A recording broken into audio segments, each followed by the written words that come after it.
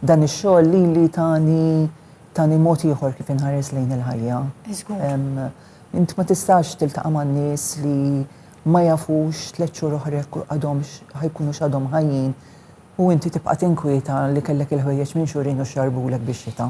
Claire Micallef-Pule bdiet taħdem mill-qrib mal-pazjenti ta' The Malta Community Chest Fund fil-presidenza tal-President Emeritu George Abela. Fuq il-programm TVAM irrakkontat kif il-pazjenti jagħtuha ferm lura u sodisfazzjon. Il-ħajja tinbidel, ġifieri hemm affarijiet iktar importanti fuq xiex ninkwetaw.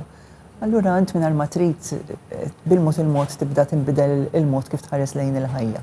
Ħafna mill-pazjenti li sabu lil The Malta Community Chest Fund ta' spalla fl-aktar momenti bes ta' ħajjithom jitolbu ma stess li jagħtu daqqatit biex jinġabru aktar fondi. Il-pazjenti jsiru parti minn familja estiża. Tinħoloq ħbiberija li jiena nos ħafna li hija xi ħaġa li onestament ma tistax tispjega. Ġifieri l-ebda titlu u l-ebda paga ma tista' tagħtilek dik il-gratitudni u r-rispett li jkollok. U huma stess joffru u jgħidulek meta jkollok bżonn għajtilna.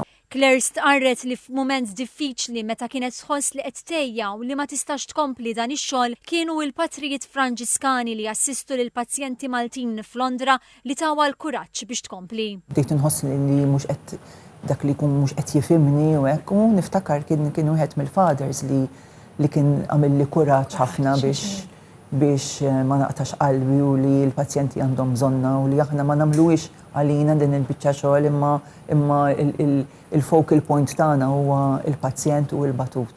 It-tim ta' The Malta Community Chest Fund jopera mill-uffiċċju l-Belt Valletta fil-waqt li t-tim responsabbli mill-finanzi, loġistika u avvenimenti mill-Palazz ta' Sant'Anton.